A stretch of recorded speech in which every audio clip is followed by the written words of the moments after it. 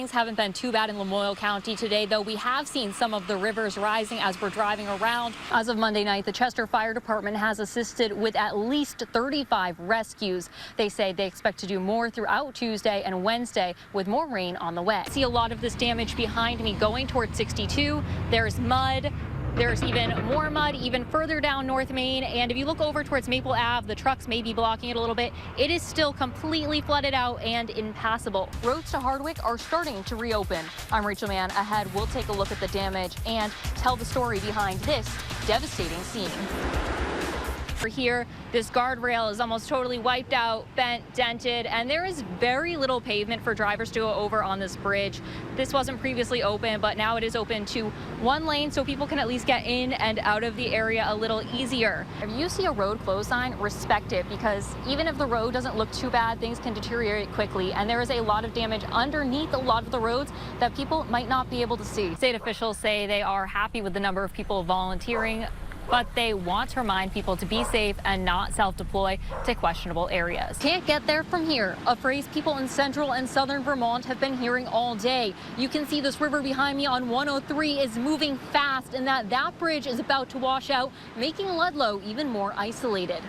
I can't get anywhere. Trying to get from his home in Perkinsville to Ludlow from the east, Stephen Melanson ran into road after road closed, including 131. He says the isolated communities bring back memories of Tropical Storm Irene. Drove through here in the evening of 2011, and I remember seeing this. But Cavendish Assistant Fire Chief Abraham Gross says he doesn't expect it to be that bad, calling Irene a lesson in preparation. All the work that went on to replace culverts and upsize culverts and do some repair work after Irene, all that is paying off. But roads in central and southern Vermont are still being flooded and washed out as the rain continues. Here at the intersection of Fremont Hill Road and 103 is where Ludlow gets cut off from the south. The water here is high enough to swallow cars and is beating the first-story windows on houses and businesses here behind me. Clearly an unsafe situation for many. Ludlow resident Kendra Rickerby says she doesn't expect to be going anywhere for a few days, but says everyone is stepping up to help those who need it. Right now, it's pretty ferocious and kind of a shocker. I got to admit, went to bed last night not realizing it would be this bad. Evacuations are also taking place in low-lying areas, especially close to major rivers. Gross says if you are somewhere safe, stay there. You're going to spend a lot of time on detours and reroutes and have to get turned around. It's stay home if you can. To repeat what first responders have been saying all day, respect the road closed signs because things can deteriorate quickly. In Cavendish, Rachel Mann, Channel 3 News. For Amber and Chris Popławski, Route 125 in Ripton was home. That was until an unexpected landslide happened here on Friday night. You can see the damage from our SkyMax 3. Their house was pushed roughly 20 feet from its foundation. Amber, who was home at the time, made a narrow escape. It happened so fast. As she was packing to evacuate from floodwaters, Amber Popławski found herself in a different kind of danger. My dog started to bark, so I grabbed the flashlight and I went outside. It was then she saw a tree snapping and the ground ahead of her moving toward her house. I got knocked down by something. I don't know what it was. And I could feel it going up my back, and I thought, if it gets to my shoulders, I'm dead. Luckily, she got away with just some bruises and a sprained ankle.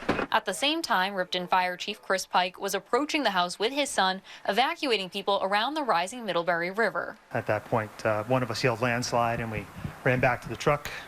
I started to pull the door shut, and then the door got stopped because the debris field that was pushing the pickup truck in the driveway rammed into our door. And Pike says everything after was a bit of a blur. He's just glad no one or their pets were hurt. we heard the crack of that tree, and then after that, I don't really quite remember the sounds until I heard the hissing of the propane tanks, you know, and then we kind of just got out of the truck and ran.